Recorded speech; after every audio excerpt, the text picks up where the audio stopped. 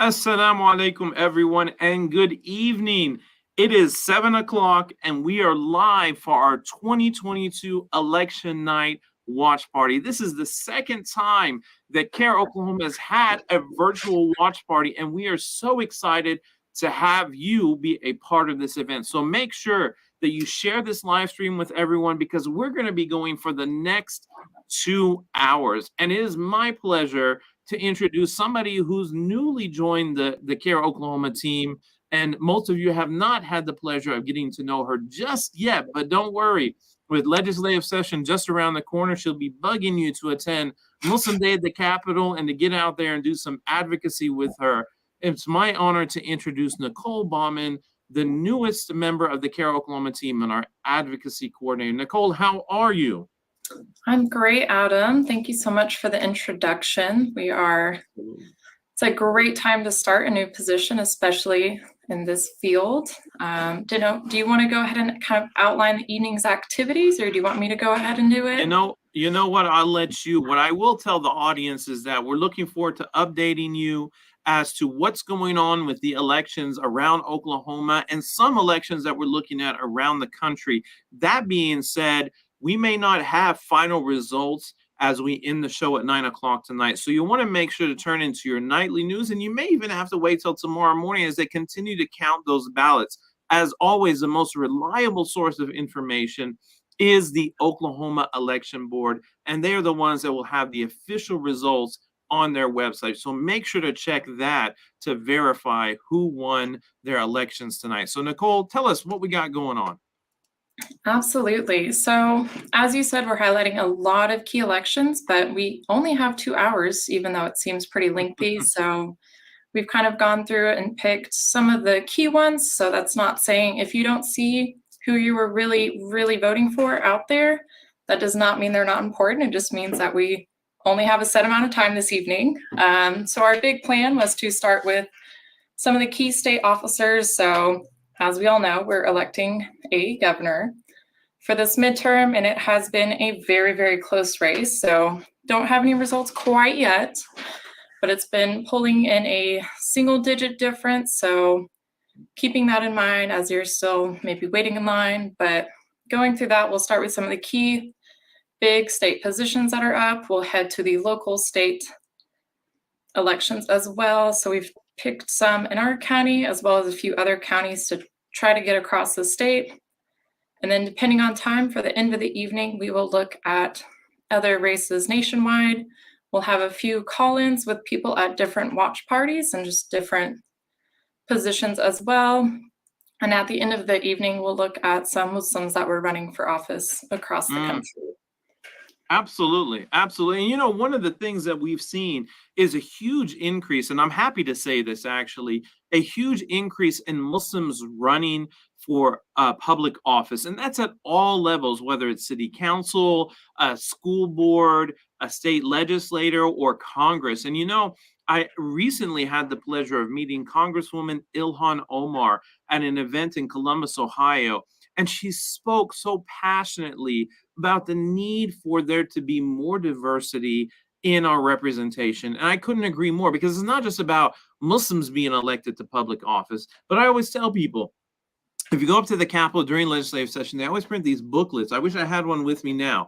But you open it and you see all the portrait photos of all the legislators currently serving in the Oklahoma State Capitol. And typically what you see is a lot of people who are white or Caucasian. I mean, for lack of a better way of putting it. And there's a lack of diversity. I mean, African Americans, Asian Americans, Hispanic Americans, Muslims, whether they're from Africa or the Middle East or wherever, South Central Asia, there's just not that much representation. And so we definitely need more representation in the state legislature. And that's what we're hoping to see, not just in Oklahoma, but around the country. So do we have any results that we can look at yet, or are we still waiting on some of those? No, it looks like we're still waiting a little bit. There's been a few reports about some machines malfunctioning. So some longer lines for people out there waiting right now. Nothing on the city election just quite yet. Okay. One thing that was new was early voting. A lot of people voted early this year as compared to other years, since we did have Oh, that yeah. extra day as well. Yeah, they added the extra day. Of course, absentee voting is always an option, so you want to make sure you look out for that. You can sign up anytime, but you have to renew it every year, and then they just mail you the ballot. And the cool thing about it is, if you don't get a chance, like myself, I did not get a chance to mail it in. So I went up to the election board. I mean, to the election board. I went up to my polling place this morning, and I was still able to vote on the day of the election. So it's always a good option to have.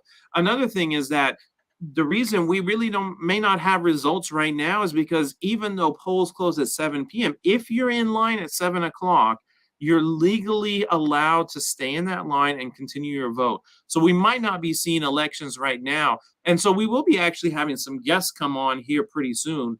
Tell us who's coming on as our guest tonight, Nicole. Absolutely. So for our first guest, we'll have Amy Curran, who will be at the Let's Fix This watch party being held at the Tower Theater.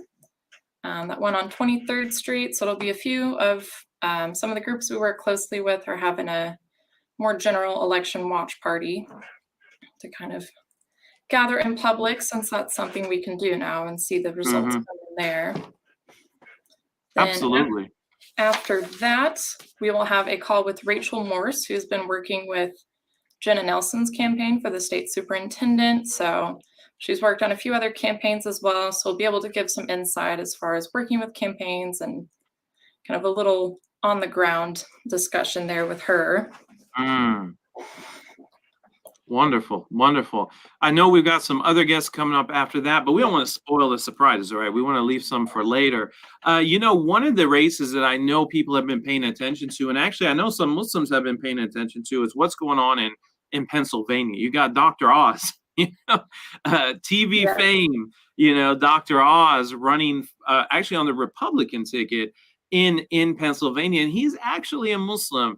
And so I think that the interesting thing about that is that he could very well be one of the first Muslims elected to federal office in that part of the country. However, I think Muslims feel a little indifferent because in some ways, there's this tension, for lack of a better term, and I say very carefully because we are a nonprofit, nonpartisan organization, but we have to look at the reality that there has been 2 decades of kind of tension between Muslims and the Republican Party, and it's not because of politics, but it's because of policy, right? It's because of the way that Muslims have felt treated, and the fact of the matter being that there has been a lot of hate from Republicans who have held public office. And in Oklahoma, you know exactly what that is like. I'm happy to say that we haven't seen that high level of Islamophobia or anti-Muslim hate that we used to see in the Oklahoma legislature, but we expected that the Republican Party locally or nationally would probably condemn that, but they didn't. So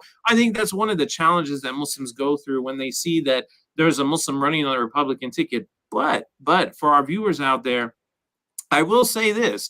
A lot of people ask me, are Muslims Democrat or are they Republicans? I say, you know what? The truth of the matter is neither Democrats or Republicans, probably somewhere in between, because we would agree with some perspectives on the Democratic side, and we would agree with some perspectives also on the Republican side. So that being said, I think we have some more updates. Do you want to go ahead and run through some of those, Nicole? Absolutely. I'll try to save some of them for later, but we'll focus more on the voting for right now. So coming from our own mayor here in Oklahoma City, we have nearly 16,000 more individuals in the state's most populous county voted earlier this year than in 2018. And then overall, 25,000 more early votes this session than in 2018 as well. So more people taking advantage of the opportunity instead of waiting in line today. That's really important. Another thing I learned recently is that only about 1/4, 25% of the Oklahoma population actually participates in voting during election years. And that's not a good thing, right? Especially when about 50% of our state is registered to vote. So we have 4 million people, 2 million are registered, only 1 million are voting. That means that not all the voices are being heard. Of course, some people rightfully are not eligible to vote. You've got young people, you've got people that may be college, right? College students. I have college students today. I was on Oklahoma State University campus. And some of my students were talking about how they do mail-in or absentee voting in the state that they live in because that's their state of residence. You may have immigrants that are not eligible to vote. We got 1,800 plus Afghans that came into Oklahoma. They're not eligible to vote until they get legal residency, or actually not even that. They have to become citizens, so they can vote. So there are a multitude of reasons, but, one thing we need to do a better job about is talking about voting and encouraging people to get out to vote. Nicole, can you talk real quick? While we're waiting on some of these results to roll in, can you talk about why people should vote, regardless of the outcomes? What are just the important reasons people should get involved in the voting process? Absolutely. I think coming from a more international perspective, to start voting here, it's a privilege. It's not something that every country has, or kind of how you said, there's a lot of groups that don't have to either. So whether you do it for yourself, for your neighbor who can't, it's something not to be taken for granted, because it's fortunately always been a key aspect of our democracy, but isn't for many others. I think another big reason is to look at the statistics for Oklahoma. We're one of the worst states for women, for healthcare, for education. And it's not just we're in the bottom half, we're at very near the bottom. So looking at those numbers and not being just complacent about it, something very important. Absolutely. And one of the things is I can understand feeling a bit discouraged in some of the bigger elections where a lot of people show up and there's a great disparity between the two people running for office, for example, and that happens at times, right? But there are times when the elections are so close that it could literally be a handful of votes that could change it in the opposite direction. Especially when you look at some of these smaller districts, when you look at the municipal level, when you even look at some of the smaller offices, it could really change things. All right, looks like the AP has called both Oklahoma U.S. Senate races for Lankford Moreland at 7 CST, despite election board not having posted results. But results are coming in now. So the AP, is that my understanding? They're saying that Lankford and Moreland have won? Believe so. Interesting. That is very interesting. We'll have to keep an eye on that, because it's strange that the Associated Press it would actually predict, victory for these people without seeing results. So we'll, of course, as I said early on, we are not looking at news reports. We're looking at official results. So don't jump the gun on any of these discussions. We're just looking at what the Associated Press has said. So they're calling for that Lankford and Moreland, but we're not saying that they've actually won. So we'll keep an eye on that. When is our first guest coming on, Nicole? I know we've got some guests coming on very soon. Should be at 7:30. 7:30. All right. We'll be looking forward to that. I'm actually pulling up an article here on the Oklahoman, updated at 7:11 p.m. And it says here, again, we are just looking at the reports. We're waiting until we get the official results. Republican Senator James Lankford won a second full term handily on Tuesday, dispatching Democrat Madison Horn and two other challengers, and will become the state's senior senator in January, just 12 years after going to Washington. The Associated Press called the race immediately after the polls close.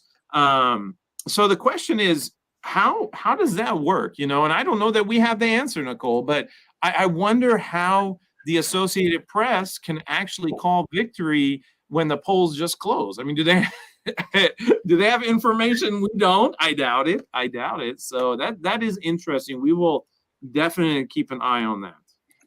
Yeah, I think another thing to keep in mind is that there are still people waiting in line to vote, and especially in Oklahoma with all of our redistricting, a lot of people unfortunately ended up going to the wrong place or getting used to voting in a different area as well this time around. Yeah, absolutely. So we'll keep an eye on it. We're going to look at the official election results, and we'll see what we got going on. So we've got about 13 minutes for our first guest to come on. So we'll be looking forward to that. Let's see what else we got. Results will start pouring in any minute now. Especially, for some of the more rural districts, it can take a longer time for people to count those, those votes and make sure they're in. And what you want to look at is, in fact, we can try to pull up a screen share. We got our producer behind the scenes, our outstanding deputy director, Veronica Lejeune. So we'll see if she can pull up a screen share of the election board and put it up here. But essentially what you're looking at is that it's going to show the numbers, but it's also going to show the number of districts reporting, or the percentage of districts reporting. So the key is you want to see those percentages increase. And once they get closer to being at the 100% mark, that's when you can feel confident, unless the results are just, there's a huge difference in the results. You might say, well, it seems like that, someone is leading. Oklahoma Governor Hofmeister leading Stitt at 52% to 46%, but less than 1% precincts reported. See? Case in point. And that doesn't mean anything, right, Nicole? No, there's, as you're saying, a lot still to be counted, even throughout the night till the next day. With that, just a fun fact, we have not had a Democratic governor since 2011. So there are a lot of these state officers that, and with the superintendent, very, very close, and kind of goes with the trend across the country that there are a lot of very, very small differences with these races that could make drastic changes across the country. Absolutely. Absolutely. And that was Governor Brad Henry, I believe, who was the governor. I don't remember for how long, but for several years before Governor Mary Fallin.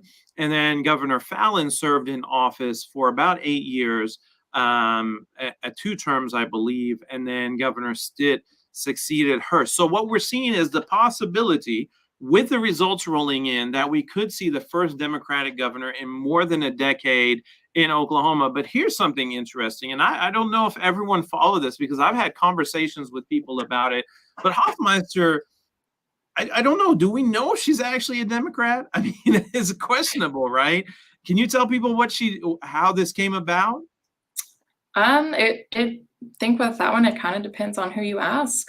So she'll say that she's a lifelong Republican who's been registered longer than some others across the state, but I think she wasn't happy with what she was seeing being done. So a lot of the candidates that we've met through our candidate open house and just through other events, we've seen they didn't like what was happening. So they decided to kind of do their own work and try to make a difference. Absolutely. And the interesting thing is, as you said, Joy Hofmeister has been a lifelong Republican. And the thing about that is that she switched parties to run against Governor Stitt. However, a lot of Republicans who have been around for more than 2 decades, right, before 9/11 really changed our country and even changed the way political parties, approach social issues and things like that. The Republican Party was a lot more moderate than it is now, especially with a lot of this rhetoric, hate rhetoric, if you will, and divisive rhetoric that we really saw catapult during the Trump administration. And again, this is a nonpartisan statement. These are facts that you can find on the internet, that you can search out. There are reports about the hate that has come out of Republican politics in a post 9/11 era. So that being said, Joy Hofmeister could be the first Democratic governor, but she could also be bringing more of those Republican social values that might actually be good for Oklahoma. To be determined, right? To be determined. I do think the one thing that we could count on if she is elected is that she is going to ensure a high quality of public education. What do you think, Nicole? Yes, she's coming from that superintendent position already. And as we know, and through talking about getting out the vote, we did our own text campaign to text people about voting. And one of those issues that we saw a lot of people bringing up was education. So as far as healthcare and education is some of voters' biggest concerns, especially with the teacher walkouts and everything. We saw the pandemic really exposing those loopholes that we have and those gaps. So I think taking that as one of the main aspects of her campaign would be essential. Yeah, absolutely. And it's interesting you talking about education, because I think the perspectives on public education Depend on who you're talking to. You know, if you live in West Edmond, which is actually technically West Oklahoma City, but that's a story for a different day, has to do with postal codes and things like that. But if you live in the Deer Creek School District, where a lot of our constituents, not constituents, but followers of Care Oklahoma and supporters of Care Oklahoma live, the Deer Creek School District is a place where you may have a higher quality of education because you got high property taxes, therefore the schools are better funded compared to Northeast Oklahoma City, which has seen, economic challenges for decades and has really struggled with high quality public education. And that's just looking at Oklahoma City metropolitan area. Now, I went to Cement, Oklahoma. Actually, I should say Cement, Oklahoma, with that Okie accent, Cement. But, down by Chickasha, not even Chickasha, but a little ways away from it, the town was so tiny. And the school, I mean, the people were amazing, great students, great faculty, but you could tell the facility was very, very old. And I could not imagine if you compare the amount of funding at the school in Cement, Oklahoma, to even Northeast Oklahoma City, which is not the best funded school district in the Oklahoma City metropolitan area. There's probably a big disparity, right? A lot of these rural school districts in Oklahoma do not have the support they need to provide a high quality of public education to future generations, right? And that's how we're going to continue to see America succeed, is that we need our young people to have solid public education so that they can go to college, so that they can continue to have solid careers and invest in a strong economy. That's just common sense, in my opinion, but we'll see what happens. Okay. I think we got some more results coming in from across the country. Do you want to go ahead share some of those highlights while we're waiting on our next guest to come on?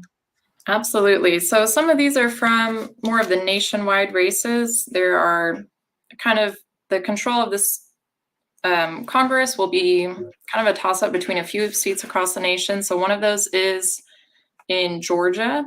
We have Raphael Warnock and Herschel Walker. So currently with that, there's Warnock leading 55-42, 25% reporting. Another one, as you mentioned, would be Fetterman and Oz in Pennsylvania, with Fetterman having lead right now, 86-12. In Florida, Ron DeSantis leading with 78% reporting right now. And then Georgia, another governor race that is a key one to keep an eye on right now, is Stacey Abrams with a narrow lead over Kemp too. It's very interesting. And I mentioned Dr. Oz earlier.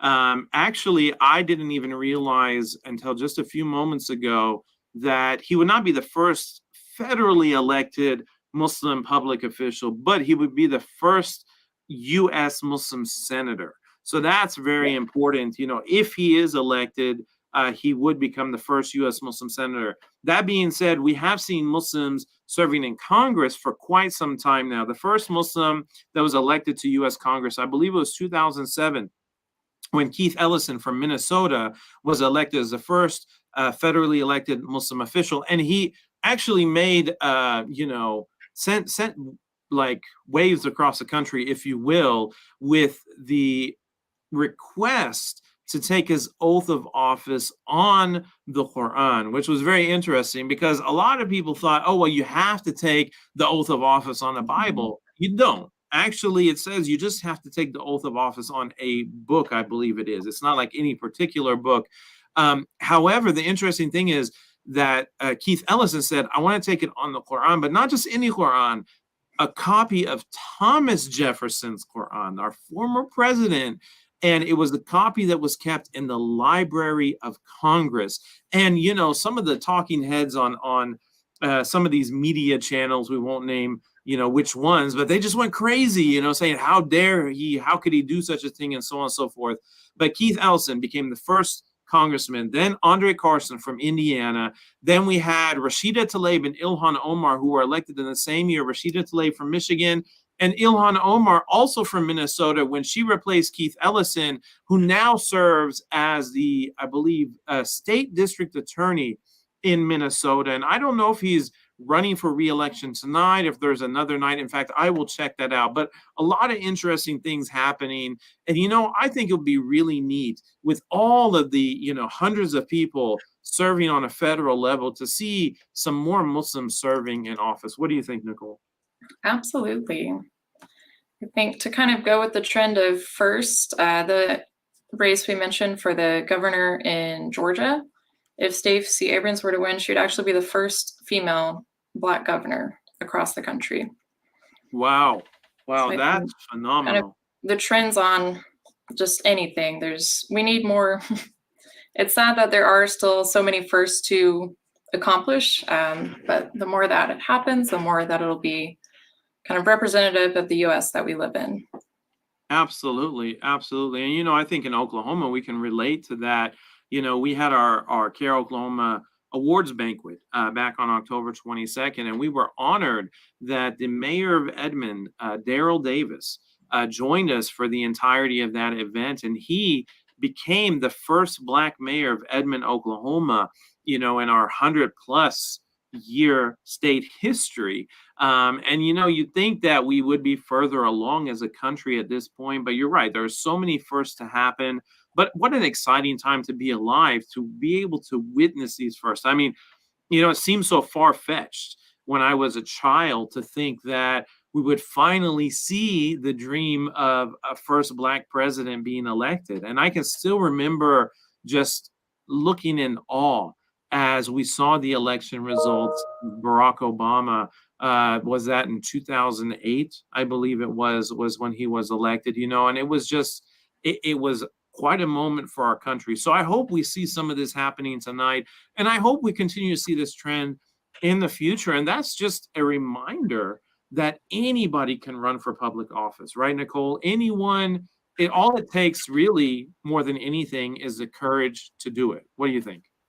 Absolutely. I think just from my first few weeks here, a lot of the candidates I've met or current elected officials, they started it on their own. They're like, yeah, I have a campaign party of one person. So it really just takes that courage and that willpower and conviction to know that that's how this country is supposed to operate. If you have the desire and you want to change something, you should have that power to do so. Yeah, absolutely. And I know we should be having our first guest coming on any moment, but I did confirm that Keith Ellison is running for re-election. And so we should be keeping an eye on whether or not he wins tonight. However, according to the local news channel in Minnesota, their results will start showing up after the polls close at 8 p.m. on Tuesday, which is interesting because in Oklahoma, we've always been used to 7 a.m. to 7 p.m. And it makes me wonder who sets these rules. I like that they have it going a little bit later because that makes sense. If people are working, and plus not even working. I mean, imagine if you work the night shift and you get off at 7 a.m. and you're exhausted and you go sleep, or you have children and then you got to go back to work at 10 o'clock or something like that. I mean, I'm just thinking of all the scenarios in which having longer options outside of early voting and absentee voting could encourage people to get out the vote. Absolutely. Kind of coming back to not quite the results, but more on the voting for the governor race. Hoffmeister has almost double the amount of absentee votes over Stitt, but he's still leading as far as early votes and election day votes. So just kind of looking at how people implement those options here. Absolutely. And it looks like official results are starting to roll in for the U.S. Senate. And it says that Lankford is leading Madison Horn, no relation to Kendra Horn, by the way, 55% to 43%. But that's only 2% of precincts reporting. So I'm still boggled by the fact that the Associated Press is calling the election. I mean, I would love to see, not necessarily that I'm saying who needs to win the election, but I would love to see, that it's actually not the case. Like, how do they get these numbers? I don't know. Mullen leading Horn 52% to her 46%. But again, these are just initial results. There's still so much to come. So we'll be keeping an eye on this as the night goes on. And Madison and Kendra Horn, again, no relation.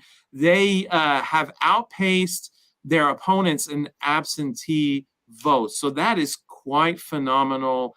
All right, all right. I think, Nicole, is it time for our first guest to join us in the studio? It is absolutely time. We've got Amy Curran, who's at the Let's Fix This watch party, coming in. Hi, good evening. How are you all? Hi, Amy. How are you? Great. I'm doing well. I found a quiet place, but I can go into the actual watch party if the sound will allow. All Yeah, right. that would be awesome. Tell us a little bit about the watch party before you go in. Absolutely. Yeah, I'm here at the Tower Theater with the Let's Fix This watch party. So Let's Fix This is a nonprofit here in Oklahoma. Well, it's across Oklahoma, and we are here to essentially, fix this nonsense. So it's a Love lot it. of civic engagement, how to, civic learning. As you all know, I work with the Civic Learning Coalition and Generation Citizen. So we're working with the young people, and Let's Fix This does this for everyone. So we're here tonight. They just had Mayor Holt up, and I think right now they're talking to Senator AJ Griffin. So yeah, just talking about the election, and we are all anxiously waiting for the real numbers to start rolling in. I love it. I love it. Well, yeah, take us in, and I think our behind the scenes producer can put you up on the big screen so we can kind of see what's going on and show our audience. Okay, for sure. I don't know how to turn my camera, so let me see. Hold on. Oops, nope, that turned it off. Hold on one minute. Okay, I'm just gonna turn my phone. Perfect. So, Perfect. Here we go. There's the entrance. We're walking in now.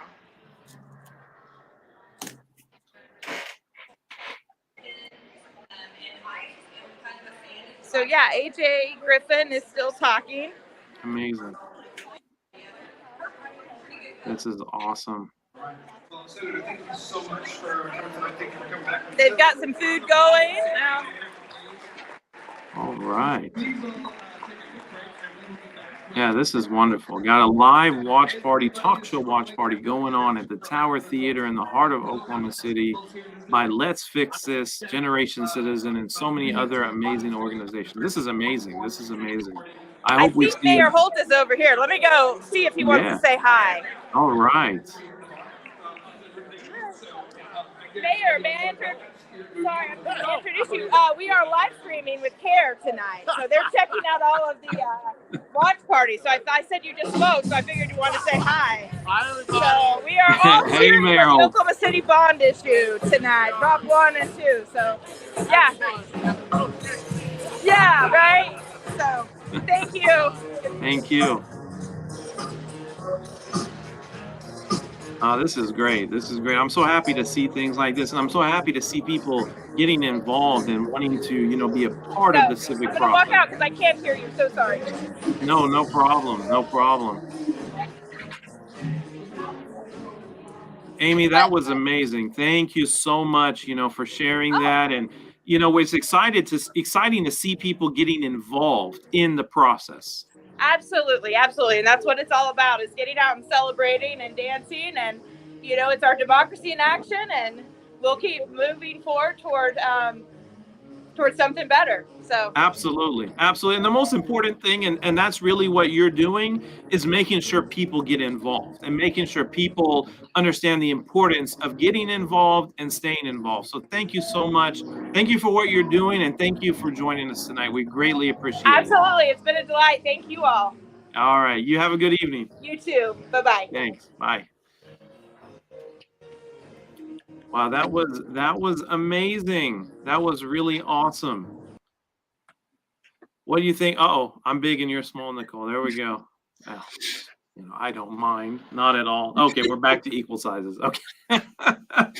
So, Nicole, that really makes me happy, because I think one of the challenges that we face as a country is getting people to realize the importance of involvement in voting, involvement in the democratic process, getting to know their elected officials, but not just getting to know them. I think, people see politics as like there's a barrier between them and politicians. There isn't. They're human beings. And when we started our journey into government affairs as CARE Oklahoma, what we saw is that politicians, and I think that's the problem, is that we call them politicians. We should be calling them maybe elected leaders, because that's really what they are. They're human beings just like us, and they want to be treated as such. And when they're treated as, something else, like a punching bag, if you will, right? Sometimes people do treat them that way, or when they're treated as if they don't have feelings, or they don't care, or they don't have even reasons why they're doing what they do, which they all do, of course, then they can't connect with people. And so I think what we've been able to do is really connect with all elected officials on a human level, and to show them how diverse the Muslim community is. And I think that's one of the important things about getting involved in the civic process. You start to realize that it is a very human issue. What are your thoughts? Absolutely. I think kind of how you highlighted that they're all just people. They make typos, they send wrong emails, like they do all the same things we do. And they wouldn't be there without our votes. So you can't just Right. wake up and decide, I'm a politician today. You have to be elected.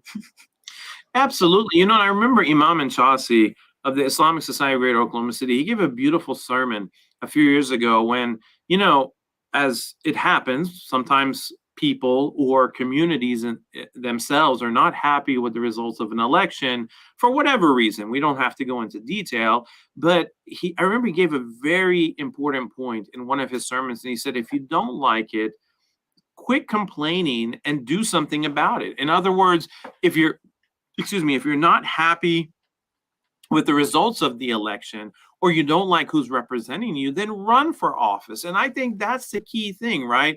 Is how do we get people to realize that you can get involved? And if you're not going to get involved, and you're not even going to vote, and you're not going to engage with your elected officials, then I'm sorry, you really can't be complaining. It just doesn't make sense. So that's the goal, right? That's the goal, is to get everyone involved.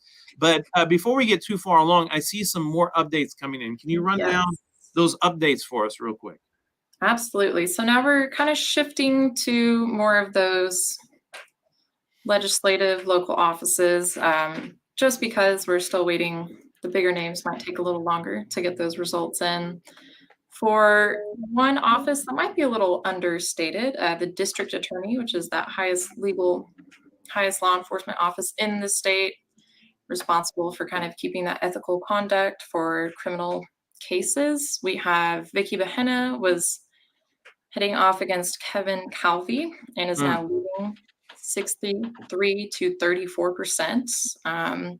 So both of them had pretty prestigious resumes. Bahena worked on the Timothy McVeigh case for that Oklahoma bombing. So one of those bigger names out there. Another for state senate for District 2, which is in that Rogers County area, we had Ali Seyfried and Jennifer Isau. Right now we have Seyfried, sorry about the pronunciations if that's wrong, Republican, leading 64 to 36%. They both had pretty polar opposite views as far as vouchers for schools, which is another hot topic in this election. And then that last one we have right now for Norman's House District 44, formerly Emily Virgin's seat. We have Jared Deck leading RJ Harris with a huge 76%. Wow. All of these will be really close numbers. Some of them are, some of them aren't. A lot of that is kind of like you were saying, connecting with those people, looking at them as people, and getting out there to vote. And then we have, just came in, House District 88, Mari Turner holds firm at 86%. So it looks like we've got one incumbent that could possibly be winning their seat tonight. That's always good when, I said it's good news when the person who is the incumbent, it's not about necessarily who they are or what they represent, but when they have the interest of the people, as a priority. And with Mari Turner, they are definitely one of the important people in the Oklahoma legislature that's concerned about all the people, not just in District 88, House District 88, but throughout the entire state. Speaking of district attorney we're very interested to see that, because I don't need to go into detail, but if you just do a Google search, all right, I'll just throw this out there, just do a Google search on Kevin Calvi and Islam, and you will see he actually has a history. And I can say this now that the polls are closed, right? I kept my mouth shut because I want to remain as nonpartisan as possible, even in my personal capacity. But, you know, he has a history of attacking the Muslim community that dates back more than a decade, right? So, you know, wouldn't want to see someone like that holding a position like district attorney. So we're going to be keeping a very close eye on that one. Do we have some more results coming in? We do. So kind of to go back with Maury as well, it's also someone that if you're younger on social media, it's very interactive. It's not just posting, to be blunt, really boring facts or just sheets, like working to really engage with the people and show like, here, this is what I'm cooking, or just showing that people we're human. And I think that also works in advantage of people being kind. Like there's no reason to kind of hold these extreme standards that we sometimes see when it comes to presidential elections, of having that perfect family, 2 kids, the whole thing, when everyone's different and kind of leads the lives they have. So we have a few more results, as you said, for a few more of those local House district spots. District 87, which is that Northwest OKC area that we are right now. We have Eileen Hefner leading at 72%, but again, to remind everyone, not everything has been reported yet. So keeping that in mind, she was running against Gloria Bannister. Hefner has been supported by that departing incumbent, Colin Walkie. Bannister had a big focus on inflation, which is kind of a big issue for everyone we've been talking about. House District 85, Cindy Munson leads Donna Rice Johnson, 70-30. Again, not everything has been reported yet. Right. And you know, take these with a grain of salt, as they say, as we're reporting them until the final results come in. But, you know, they are indication of kind of what direction the district results are coming in. So we're talking about House districts and Senate districts. When we report on those, we're looking only at people who live in those districts that can vote on them. When we're talking these other ones like governor, lieutenant governor, and so on, these are statewide races. So that's where, you know, waiting until you get like a majority of the results in is very important. What was I going to mention? On the governor results, you know, they're so close, and the polls leading up to the election have also been incredibly close that I'm afraid we may not know a result until we're actually at 90 to 95%, if not even 100% of the results coming in. So we have to be very careful on that one. But I think some of these smaller districts we will be okay with. Update that OKC Mayor Holt said in the watch party that he's in favor of open primaries. Interesting, you know, and I think there's been a lot of discussion about that. What time is our next guest coming on, Nicole? Do we have at 8 o'clock? 8 o'clock. So we've got about 15 minutes. I think it's time to take a little break. If we can have our producer behind the scenes roll, you know, I want to share with you all the video from Muslim Day at the Capitol. And this is very important because Muslim Day at the Capitol is the flagship event for the Muslim community in terms of doing exactly what we've been talking about, getting people involved in the civic process and getting, not just encouraging people to get out the vote, but to engage with their legislators and getting legislators to engage with their Muslim constituents, right? And it's been one of the most exciting events we've ever had. So this year, it was in early 2022 during legislative session, we finally were able to return back to our first in-person in several years, Muslim Day at the Capitol. It was our 8th annual Muslim Day at the Capitol. And we look forward to carrying on this tradition to where one day we look back and we're like, wow, 25, 30, 40, 50 years of Muslim Days at the Capitol that have had a positive impact, not just on the Muslim community, but on our state as a whole. So if we can get our producer to roll that video, we want you to check it out.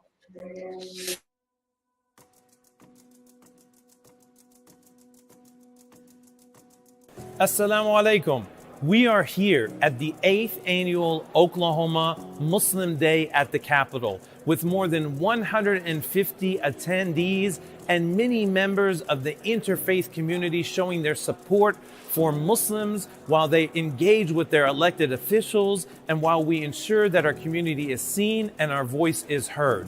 At the Muslim Day at the Capitol, we do three things. We seek to educate ourselves about the legislative process, we find opportunities to engage with our elected officials, and we encourage our community to advocate for things that are important to them, whatever the issue may be. It's so great to be back in the state capitol. As you can see, the construction has concluded and the capitol looks better than we've ever seen it before. And this is also a great opportunity for people to connect face-to-face with their lawmakers in a way that we haven't been able to do for the past 2 years. As the Community Outreach Director, I'm so glad that we are back to having in-person events this year because we do miss seeing our community. Muslim Day at the Capitol is never complete without the involvement of our elected officials. We're so grateful to Senator Hicks, Senator Young, and Representative Turner for joining us and sharing their perspectives and encouraging us to advocate on behalf of the Muslim community. You should be prioritizing your self-interests. You should be prioritizing the interests that matter to your family and your community and your neighbors. And by exercising your right to vote and promoting your self-interests, you can see the change in the representation that is here in this place. It calls out to me as an African American to show up and to speak up and to live up to the ideals and practices that I want to exhibit. And that is to show up at Muslim Day, to be a part of your celebration, to make sure that you are encouraged to be here and to know that you ought to be here, that this is your state capital as much as it is anyone else's state capital. We need you here. And the icing on the cake was having one of the last Afghan families that arrived here in Oklahoma City to accept a citation from Representative Turner welcoming the Afghan community as our new neighbors. And thank you for helping our family and other Afghan families evacuated to the United States. Life was tough in Afghanistan. We could never stay alive if we were not helped. So thank you very much for helping us. And I assure you, we will be your good neighbors. We'll give you respect and values, and we will all live under what makes United States the great democracy and cultural diversity and diversity of ethnicity and religion. We are moving forward. There's no looking back. We're just learning from the past, and we're living the moment. We're advocating for the moment, and we're moving forward. So I think it's critical that we have young people here today. I'm personally in my 20s. I'm a law student. I'm about to graduate. And so I know a lot of people here today that are younger than I am. And I think it's a fantastic opportunity to get exposure to policy, to understand legislation, to understand that they have a voice, and to grow up and be able to become leaders themselves. We're also really thrilled that our new Muslim Afghan neighbors were able to join us today at the Capitol. Their presence here in Oklahoma City and in Oklahoma and across the country is really crucial to help continue making the United States of America, the state of Oklahoma, Oklahoma City, and Tulsa great places to live. They have a lot to teach us about community life, about living as a community, about helping one another, and about sharing their gifts and talents here in our state. So for me, the big takeaway here today is the importance of diversity and the importance of inclusion. Today, I was able to pray beside someone that wasn't even Muslim, that appreciated and respected my faith, and I could feel the love. And we are one people that serve one God, and I think it is so important, and today was such a profound day for me. I encourage people to enjoy the Muslim Day at the Capitol, join us so that they might experience the unity themselves. To all those who attended Muslim Day at the Capitol, this year and every year for the last 8 years, I thank you, because Muslim Day at the Capitol is only complete when every member of our community gets involved and ensures that we are seen and our voices are heard.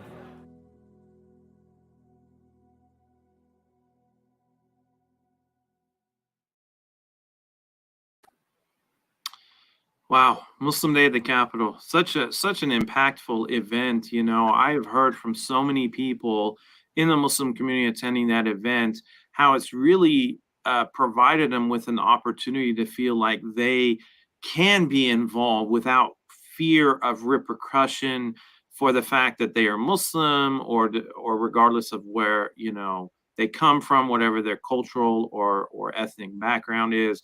I remember one of our community members, he said, you know, when he came to the first Muslim Day at the Capitol, that there was a sense of fear and anxiety, but it wasn't even the eighth one. I think it was the fourth or fifth one after that.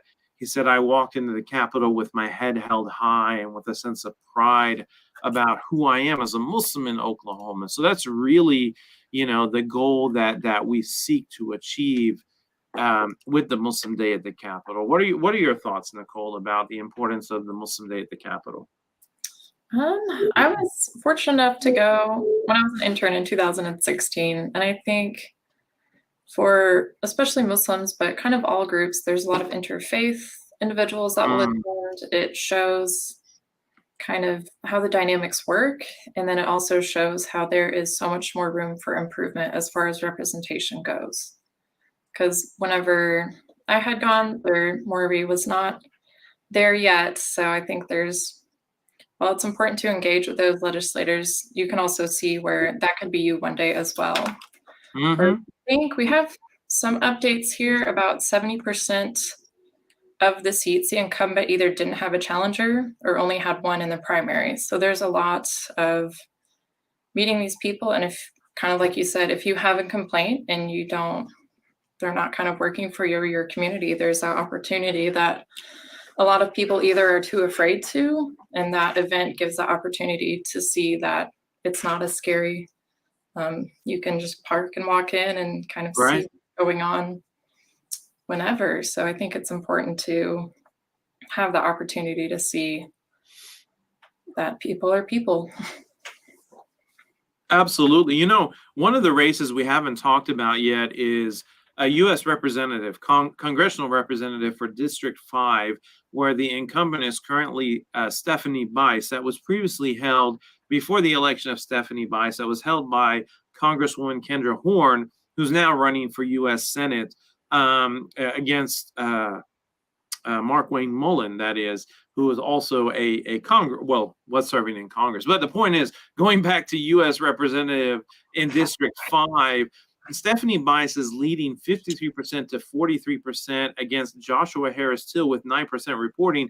That's significant to me because actually Harris Till is only 10% behind, and there's a greater disparity right now in the Senate races between Langford and Madison Horn and Mullen and Kendra Horn. I would have thought that Stephanie Bice would have a stronger lead against Harris Till, only because, you know, living in this district, there has historically been, and I live in District 5, there's historically been a strong Republican support. And Kendra Horn really fought hard to flip it when she won, but she also lost simultaneously a few years later to Stephanie Bice. So I think it's going to be interesting, Nicole, to see what happens when the final results come in.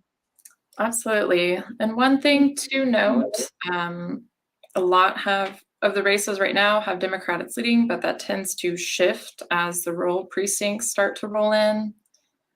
Just to catch up on the updates for the state superintendent, another one of those close races. We've had Anna Nelson, who will be hearing from someone at their watch party very shortly, and Brian Walters are within 1 percentage point of each other with just under 9% reporting. Another close one you've already talked about, Bice and Harris Till. And one, which is that Tulsa area, we have Kevin Hern is barely ahead of Democratic Adam Martin, 51 to 46%. That's another one I would have thought was a little more spread out. Yeah, absolutely. But again, it's the small percentages that we're looking at right now with only 4% reporting. So we have to, you know, see what's going on. I mean, I just refreshed the results for the governor race, and we see that with 30% or just about 31% reporting, Governor Stitt has pulled ahead with 53% of the vote, and Joy Hoffmeister with only 44% of their vote. But there's still, we're looking at about 1,300 precincts left to report. So a lot could happen. Usually by the time we get to the 10 o'clock news, that's when, and that's why we're going to be calling it a night on our end at 9 o'clock, because we want to make sure you get a chance to tune into the news and see what are some of the updates, because usually by that time they're able to give some final updates as to what is going on. And just came in to my inbox that for the governor race, 16,000 more absentee ballots cast for Hoffmeister than for Stitt. That is interesting. So there's still a lot to be seen when it comes to the governor race. Absolutely. And then just to jump across here for another one of those key nationwide ones in North Carolina, for one of the Senate seats, we had Sherry Beasley with Ted Budd. They're now within 1 percentage point of each other. So Sherry Beasley, on that Democratic side, Ted Budd is one of those election deniers, wants a very strict ban on abortion, so very polar opposites there. So another of those close races that could flip the House control depending on which way it goes. Interesting. It's very, very, like I said, exciting times, but also time to remind ourselves, if the results aren't where we like it, let's get involved, right? I mean, quite honestly, I don't think there's any better testament to the fact that anyone can get involved in politics, love him or hate him, but Donald Trump. That is the reality. Somebody who was never in politics and literally won the presidency of the United States. Kevin Stitt, before he was elected governor of Oklahoma, had not served public office, right? Many of the people who even serve at the state level, Maury Turner, someone that we have known for a long time, outstanding individual, before they were elected to the Oklahoma House of Representatives, had never served in a political office, right? So just because you don't have experience doesn't mean you can't do it. Congresswoman Ilhan Omar had no experience, won the House seat in Minnesota, and then turned around a few years later and won the congressional seat.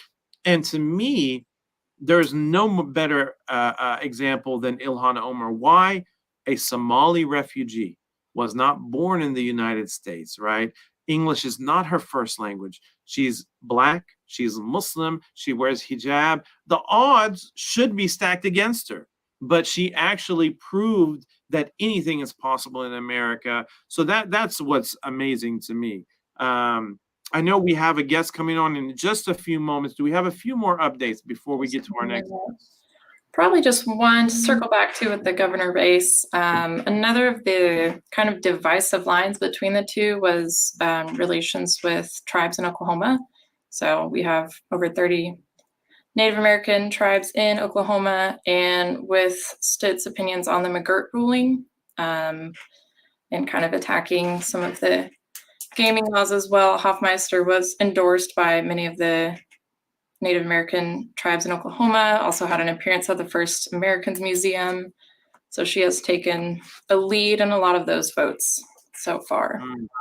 Absolutely. And it looks like, I think, is Congresswoman Rashida Tlaib. It looks like she may be running for re-election this year. Is that correct? Because I'm pulling up from the Associated Press that in the state of Michigan, Rashida Tlaib is currently leading with 7% of districts reporting at 83% against Stephen Elliott, who is the Republican candidate for that seat. So that's also important to know, because talking about diversity, part of the diversity of elected officials is maintaining that diversity, right? Especially if they are a good elected official. And I think the people of Michigan will decide whether or not Rashida has been a good congresswoman for them. But from where I'm sitting, I have been impressed with the work she's done. So it'll be interesting to follow that and see how that turns out.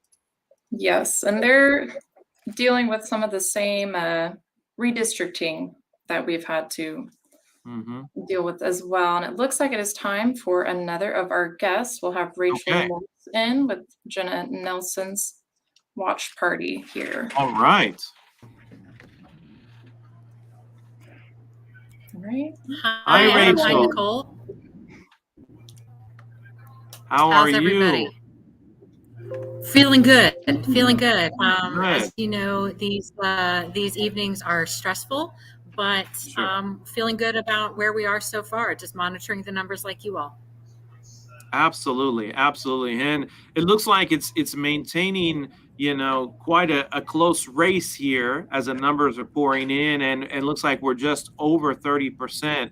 So I think with the state superintendent position, just like with some of the other races, we're going to have to wait until we get more numbers coming in to where we can see who will possibly be the winner. Can you tell us what is the atmosphere like where you're at right now? So we're at our watch party at the Embassy Suites in Oklahoma City, and really good energy, of course. We've had people here for a couple of hours now, and media has been set up for hours because a lot of people following this race. Everyone Right. realizes how important this is. And of course, you're probably seeing the numbers on early voting and absentee Mhm. voting. And Mhm. and so now that the precincts are starting to come in, it's harder on a statewide race because we have to wait. We have to wait for the state election board to update those unofficial results, and the waiting is the hard part for me, for sure. Absolutely, absolutely. And I always tell people, these are tense moments, of course, waiting for the results to come in. But I believe it's important that no matter what the results are, we have to recognize that running for public office is a win in and of itself. Because when you run for public office, you get to show that, first of all, it's possible. And second of all, that you're willing to take that courageous stance to put your principles and the principles of the people of Oklahoma first. And regardless of where it ends up, I'm so happy to see that we have people who are willing to do that and willing to put, their lives on pause, really, because campaigning is not an easy thing, and to really show people the possibility of what's going on. So can you tell us what if Nelson wins tonight, what are the hopes for public education in Oklahoma?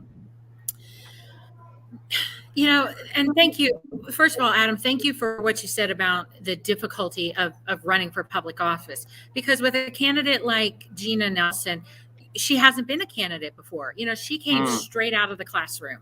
And because she saw that there was this continuing need. We've had a great superintendent in Joy Hoffmeister, and the goal is to continue building up. Education in Oklahoma has been lacking over the past 10, 12 years. So we've had to build up from some damage from previous administrations. And so Joy Hoffmeister has done that, and Gina Nelson's going to continue that.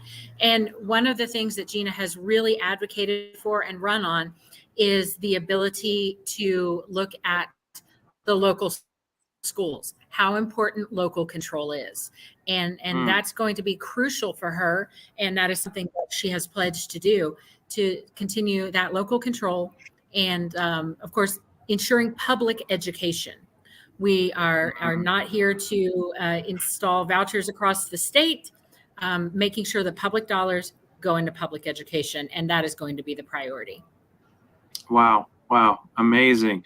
Well, we thank you so much. It's really great to see you, and to see that you're involved and that, there's a positive atmosphere going on at the watch party. And I'm sure that people will be tuning in to the 10 o'clock news to get some glimpses as to what's going on. Can people follow online? Is there some live streaming going on Facebook or Twitter or anything like that?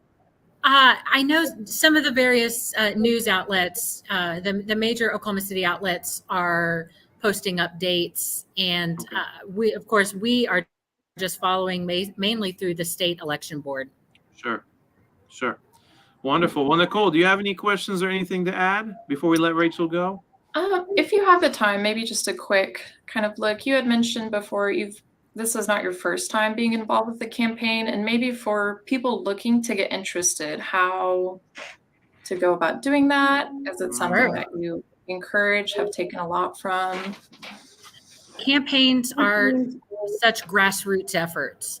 And when folks in Oklahoma are running for office, that's a great way just to contact that candidate, to reach out to them and say, hey, I want to volunteer. What can I do? There's always something for volunteers to do.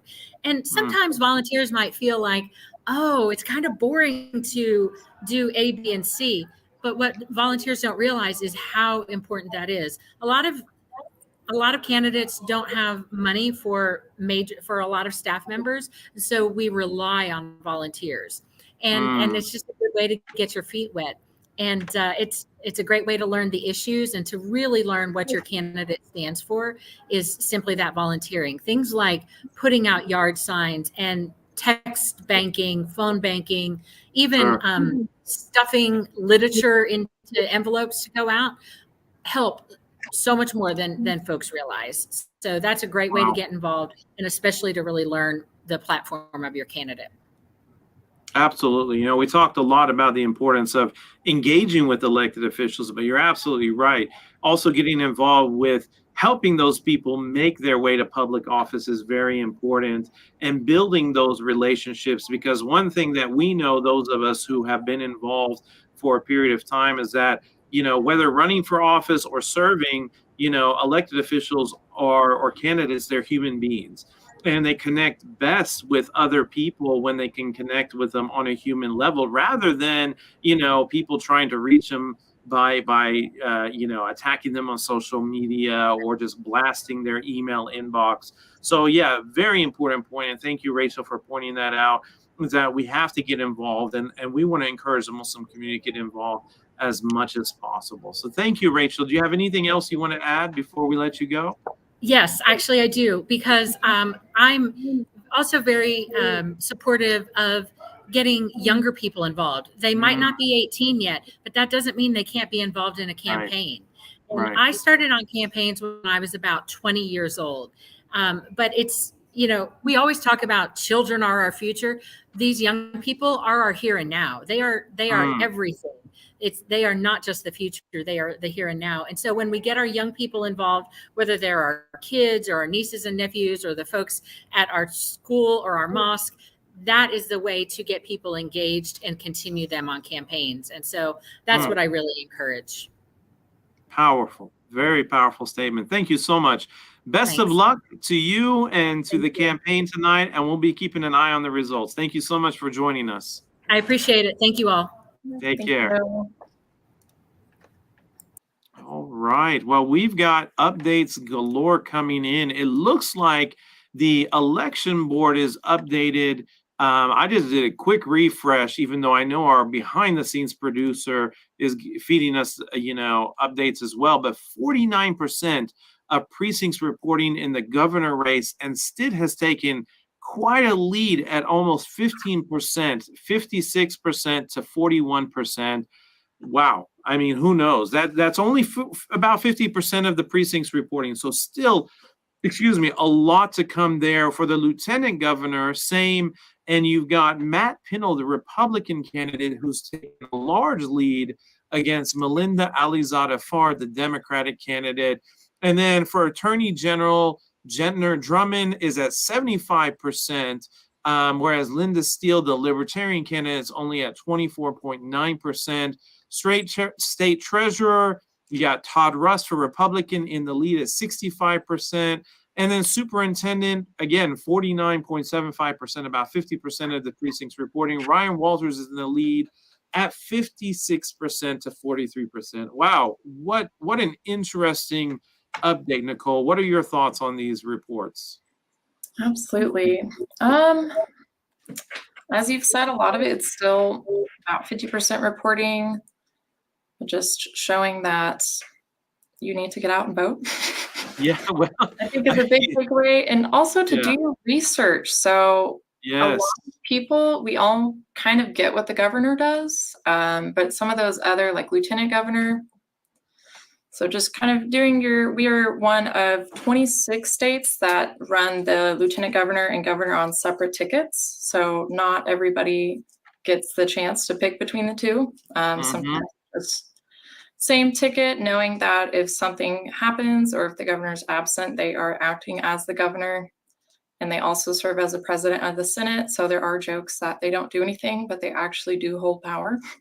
Yeah, no, absolutely. Absolutely. And I think you're absolutely correct. Do your research, because I don't know. When I went to the polling place, I saw people taking their time. So I'm guessing that they were probably filling out their ballot and not just, voting, what do you call it? Party voting, where you just select Republican, Democrat, whatnot. Yeah, straight ticket voting. But if you're straight ticket voting, in my opinion, you're not actually doing a good job at voting, the way you should, because there is no way, unless you live in an ideal world, that all Democrats or all Republicans or all libertarians, whatever the case may be, are going to be well qualified for the office they're running for. So that's something to keep an eye on.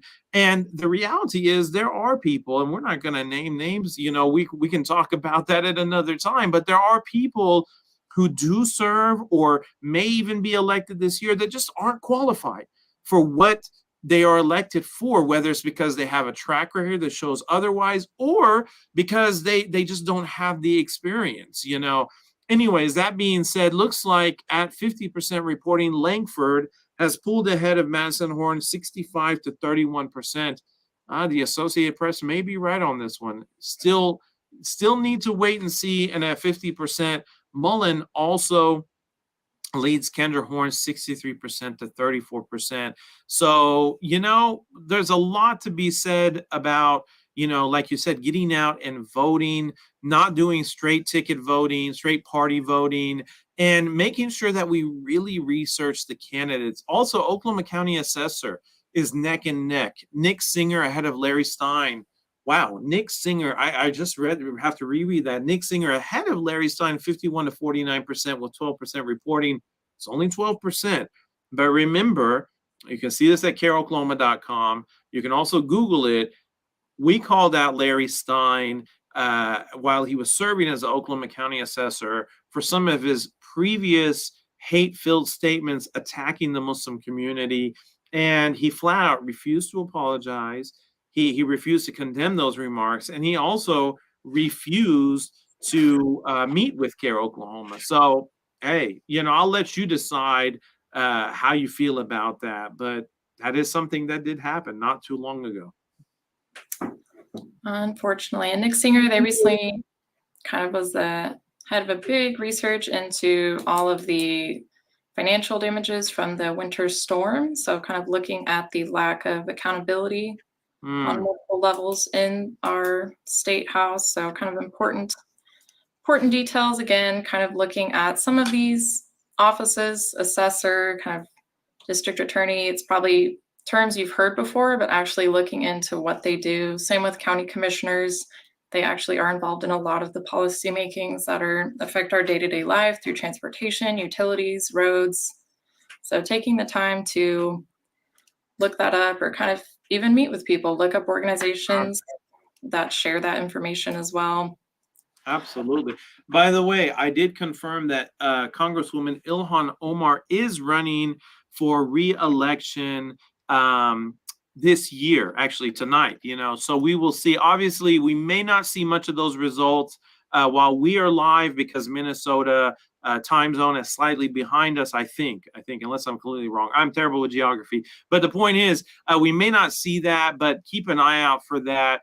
So Congresswoman Ilhan Omar, Congresswoman Rashida Tlaib, two people who are Muslim serving federal office that we'll be keeping an eye out on, and we'll be posting results probably to our social media tomorrow to kind of update people as to what is going on there.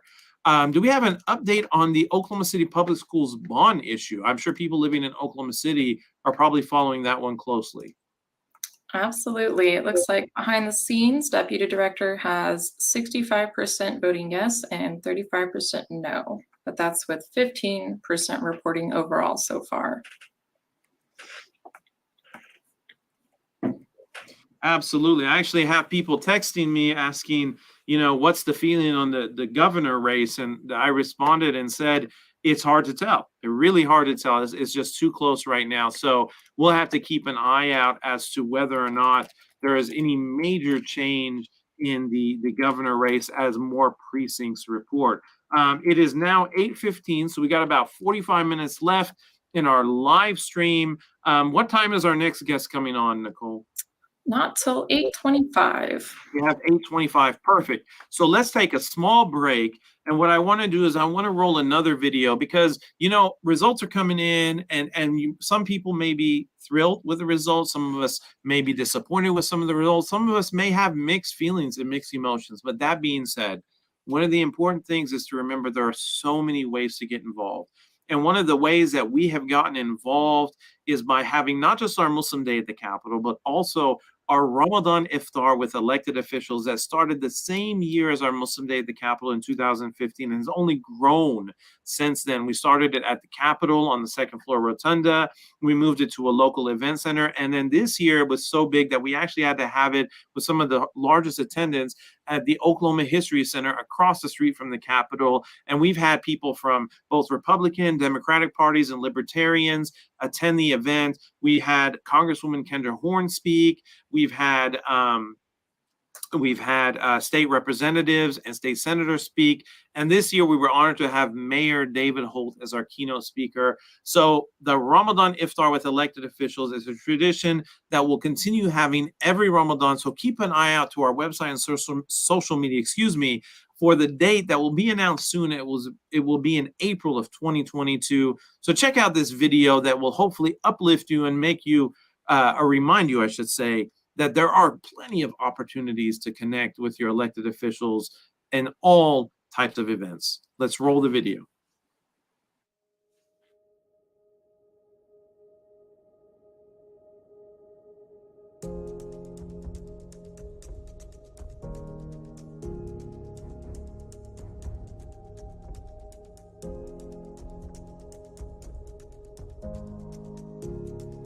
It has actually been 3 years since we last held this event in 2019.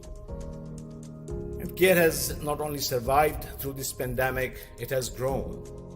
And that, folks, would not have been possible without your help and support. And as we look at just the things that we have been talking through for our communities, as we talk about human rights and the Human Rights Task Force that was formed just a couple of years ago, and the things that we want to accomplish, we think about all of our communities, all of our cultures, all of our backgrounds that have and need the proper representation for their communities and for themselves and for their families. So that's why I ask that we all come together and we talk about more of what human rights looks like on a city level as well as a state level. I always say that C in our name stands for community, and I mean it. Because anything we do is a reflection of the community we serve, which is a beautiful and diverse community, which I can see as I look around the room. We want to call people to virtue, we want to call people to righteousness, and we want to deter people from evil so that we're successful in eradicating Islamophobia, but also in furthering American Islamic relations. It's my pleasure to be with you tonight to break fast, to commemorate Ramadan, and to recognize that the Muslim community of Oklahoma City is thriving, it is ever growing. You know, this community is increasingly meaning so much to Oklahoma City, and your mayor knows that, and I think after the most recent election, you can feel with some certainty that all the people of Oklahoma City know that. We also recognize that despite the advancements we have made, and despite the achievements we have seen over the last decade, there is still a lot of work to be done here in our state.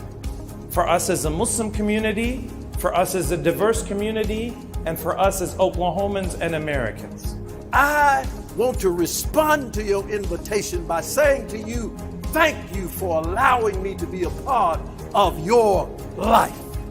Not only do I want to respond, I want to reply to you. Thank you for allowing me to live with you.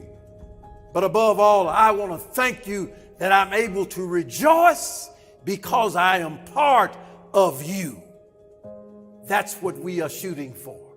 That's what we are living for. We are living to celebrate unity and life and living and the ability to love one another.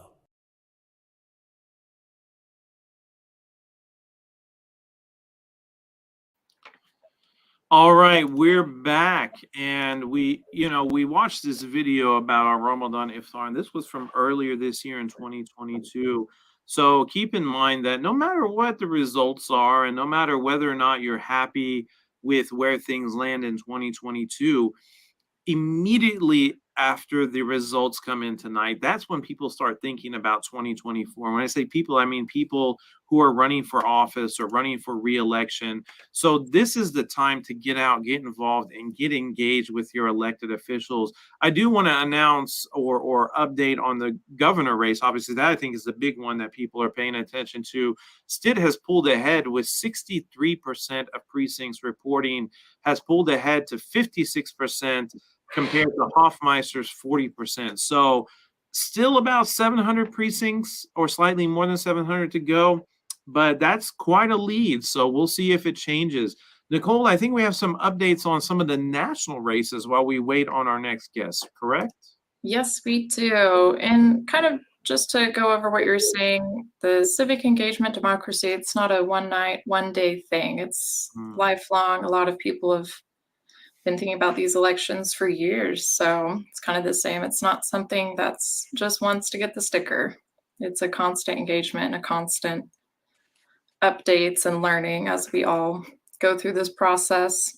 Right. So one of those U.S. Senate seats that's been widely discussed, hotly debated is in Georgia. So Raphael Warnock, who's a pastor at the Ebenezer Baptist Church, the same as Martin Luther King, running against Herschel Walker, an NFL football player who has had some variety of claims. We have Warnock leading 51 to Walker 49 in the same state, that governor race as well, with Stacey Abrams, who is someone very active in civic engagement as well, getting out the vote.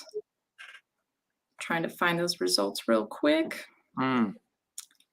Up there as well, but both of those races staying really closely tied. Pennsylvania as well, that Dr. Oz with Fetterman, one of the most colorful duels that's been out there as well, just from many of the things that you've discussed earlier. We have 14% reporting, so again, it's going to take a while, all the different time zones, a lot of mail-in ballots to get those final results. We have Fetterman 63 to Oz 34. In Wisconsin, one of those we have not talked about yet would be the Democrats. One of their best chances of unseating an incumbent there, Ron Johnson, who's had a variety of statements as well as election fraud and using mouthwash to treat COVID. Big non-believer in a lot of issues that have been happening the past few years. Mandela Barnes, Democrat, the current lieutenant governor, we have him leading 59% to 40 right now. Then it looks like for Florida, they have called the re-election for Ron DeSantis, nearly 20% margin with 87% reporting. So moving a little quicker there than here. And then to our neighbors to the south, we have that Texas governor race as well, with Abbott only holds a 6 to 7% lead over Beto O'Rourke with 42% reporting. Okay. Wow.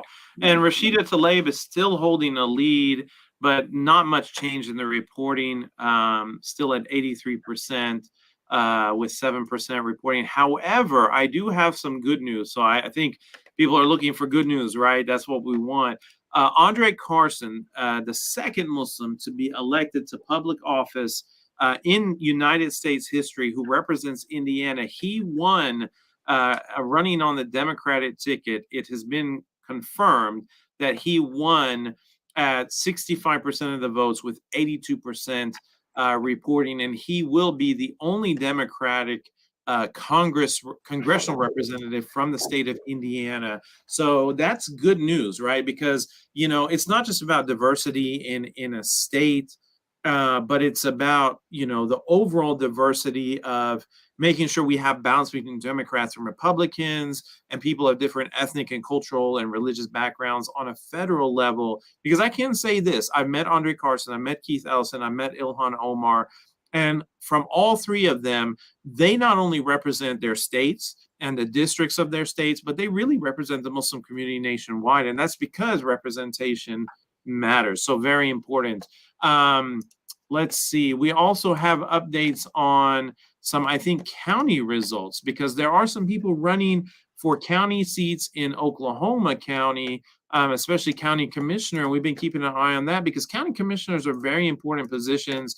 And we've seen the ability of county commissioners to have a significant positive result on, you know, the local community. So I think, do we have those results in the poll? Let's see. We do. We have a couple here for District 1. So each district in Oklahoma has 3 county commissioners. Okay. Carrie Bloomer leads with 21% reporting. District 2, Republican Miles Davidson leads. Kathy Cummings, very small margin again, 51-29 with 9% reporting. Okay. Okay. And so we'll be keeping an eye on that. And county commissioners are responsible for a lot of very important things, including road maintenance, including, you know, ensuring that certain things function within the county, whereas the city or state may not take care of those. So definitely keep an eye on those results. We got some feedback from people, you know, appreciating the work that CARE is doing and appreciate the work that our deputy director Veronica is doing behind the scenes. So thank you, Veronica, you know, for manning the production behind the scenes. Let's see, update on the results. We are just up to 33% of a statewide turnout. Not great, not great. We want to see those numbers as high as possible. You know, for me, it's not just about what the results are, but to see whether or not people are getting involved, because I think the more people that get involved, the better off we are as a state and a country. What do you think, Nicole? Absolutely.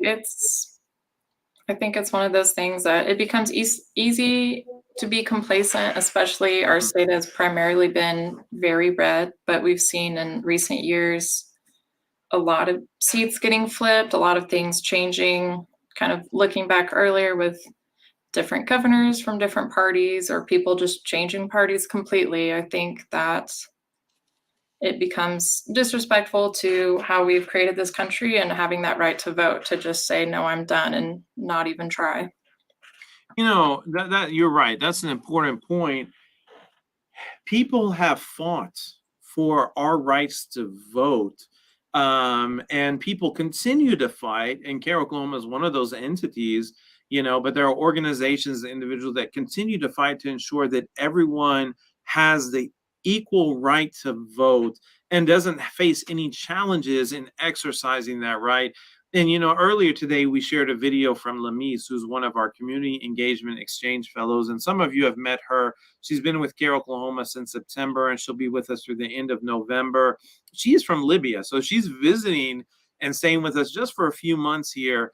And she said very eloquently that Americans, Oklahomans, should be proud and should be excited to engage in the voting process, because there are people around the world in different countries and different cultures that don't have the same right to vote, or it's not as easy as just getting out and you know, showing up to your precinct and filling out a piece of paper. So don't take it for granted. You know, don't take it for granted that you have this right. Governor race is up to 70% reporting, with Stitt in the lead at 57%. To Hoffmeister's 40%. So who knows? Who knows? Still got to wait on those official results. I think we have a guest coming in soon. Who's going to be our next guest coming in at 8:30? Yes, it should be Tasneem Al-Michael with OK Health Institute. So all right, on the schedule here. Give him a few more minutes. Absolutely, absolutely. Tasneem is, or as we call him, Taz, is one of our, you know, young people who has gotten involved in a lot of local politics. And I think it's a testament to the fact that it can be done. You know, somebody who originally came from Bangladesh, was not born in the United States, and found his way, you know, on his own, really. Didn't come to CARE in the beginning to get involved, and has been an asset to the Muslim community. So we're excited for him to join us here in a few moments, but we'll continue taking a look at some of the updated results. Let's see here. Let's take a look at what we got going on in Minnesota. If there's any updates, excuse me, on the race. I lost it. My tab here for Congresswoman Ilhan Omar. Here we go. I found it. 5th Congressional District of Minnesota. Nope, no updates yet. Looks like Oklahoma House District 46, Democrat Jacob Rosecrans leads Republican Wesson at 54% to 45%, with 69% of precincts reporting. This is an interesting one, and I'm very happy to see this. Again, it's not about the D or the R for me. And I'll be completely honest with the audience here. I voted for both Democrats and Republicans today. There are some people who I don't care if it's a D or an R. I just think they're more qualified to serve in a certain position. However, that being said, what I like about Jacob Rosecrans, and having met him and really had an opportunity to get to know him over the years, is he comes from an education background. And he's really looking after what's best for public education. He was a teacher, in Norman, and he's also looking at what's best for children and for the future of our state. So I'm very happy to see that there's a good possibility he could be reelected. At Oklahoma House District 85, incumbent Representative Cindy Munson leading Rice Johnson 66, to 34%, with 22% reporting. Remember, that could change. However, Cindy Munson has been a great advocate for all communities, especially underrepresented communities in the state of Oklahoma. So we appreciate what she's done with that. And she was the first Asian American woman to ever be elected to the state legislature in Oklahoma. So she made history a few years ago, and she did it through hard work, which we continue to see. And sometimes that's what it takes, is getting out there, knocking on doors, and talking to people. Do we have some other local results, Nicole, that we can report on? Absolutely. That House District 87, that Northwest OKC area, both freshmen for the race here, neither of them incumbents. We have Eileen Hefner leading Gloria Bannister, the Republican, in the race, 61 to 39%, with 57 reporting. And then that House District 88, Maureen Turner, 84% to Jed Green, 16%. This is one of the highest Democratic leads in any statewide race. So it kind of shows. So House District 88.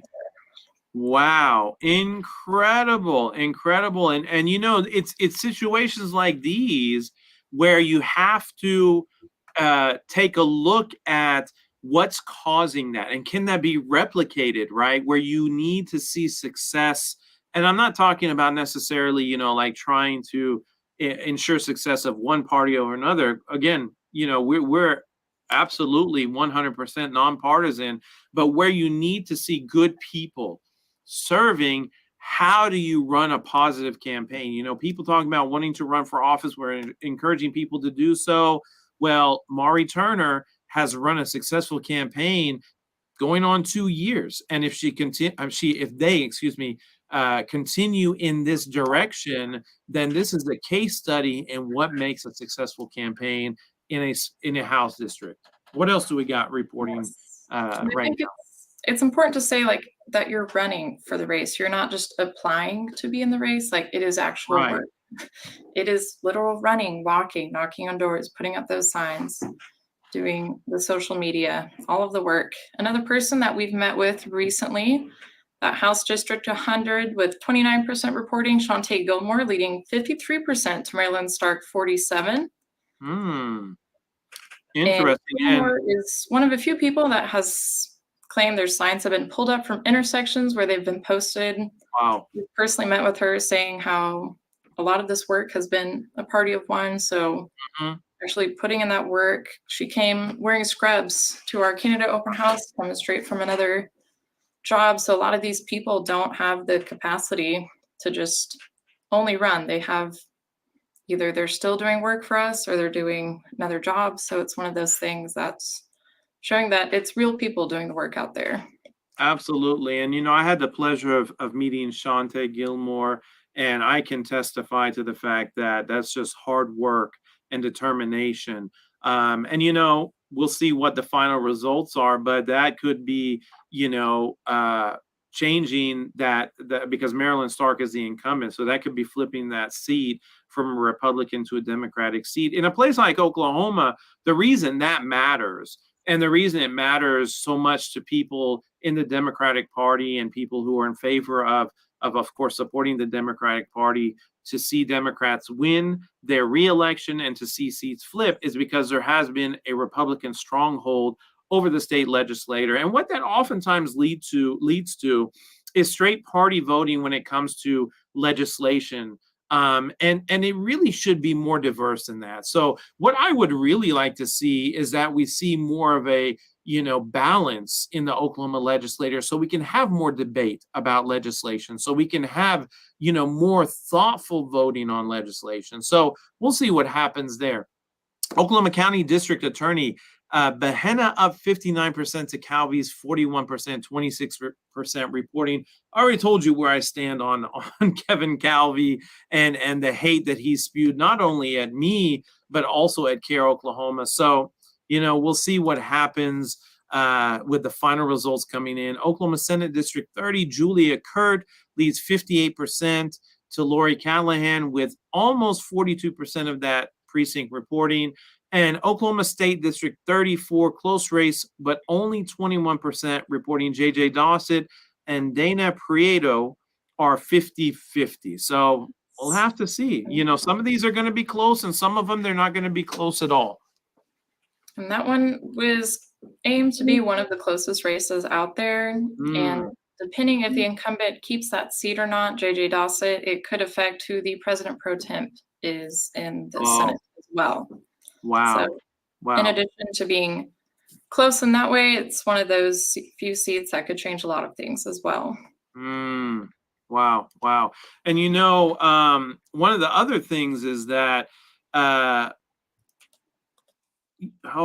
on. Oklahoma Senate District 40, Carrie Hicks maintaining at 63% to Miriam Daly, 37% with 31% of precincts reporting. You know, this is also another important race to keep an eye on because Senator Hicks is not only incumbent, but Senator Hicks also comes from an education background. And, you know, it's amazing to see people who have served, you know, in education, public education, serving in the legislature because they can make informed decisions about issues related to education and to children and to families in Oklahoma. By the way, before we move on to any other election results, it looks like, according to one of our watchers, that the projected winner in Minnesota's 5th district will be Ilhan Omar. And, you know, I was wondering, we talked about early on, how did the Associated Press come up with calling races such as the senator races in Oklahoma? I actually found the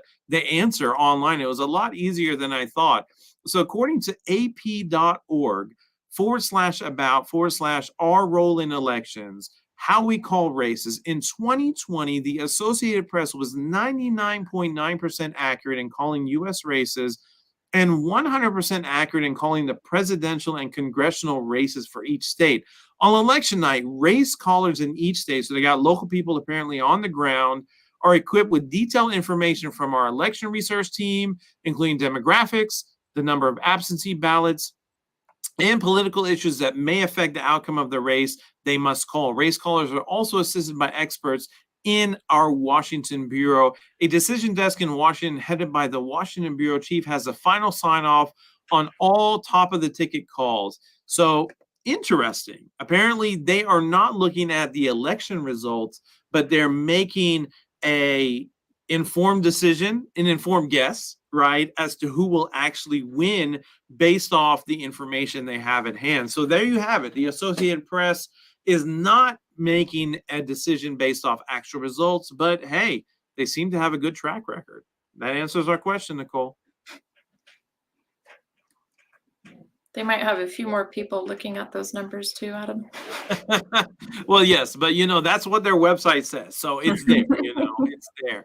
All right. What else do we have? Oh, looks like we may have another guests coming on very soon. I think we missed out on Taz, but hey, it's a busy night out there. And I know he's been working on some campaigns. So we may have to catch up with him, after he kind of gets some rest. Absolutely. So we'll check a few more minutes for our final guest of the evening.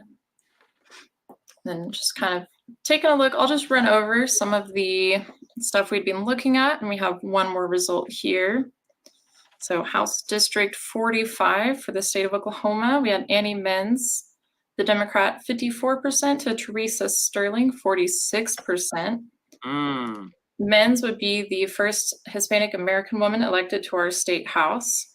So wow. Another monumental first around here. They both had a few opposing ideas, but both were against the turnpike proposition from that area for Norman and Purcell, and then anti-voucher and grocery tax, which were more hot topics for voters in the state. Right. I actually, Nicole, wow, I refreshed results from Pennsylvania, and I was not expecting this.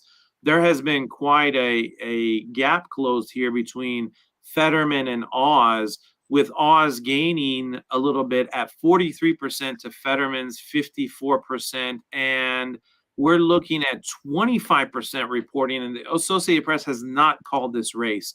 So who knows, right? This is an example of things changing just within about 20 minutes or 30 minutes or so. So, that's why they say it's not over till it's over, or it's not over until the Associated Press has called it, right?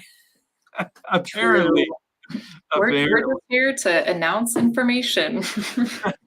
Yeah, so we'll see how that goes. So Dr. Oz, again, as we mentioned earlier, could be the first ever U.S. Muslim senator if elected tonight. But hey, a lot to be determined there. We do have an update on the governor race at 80%. The numbers sadly have not changed. So we're looking at basically the same thing as we were,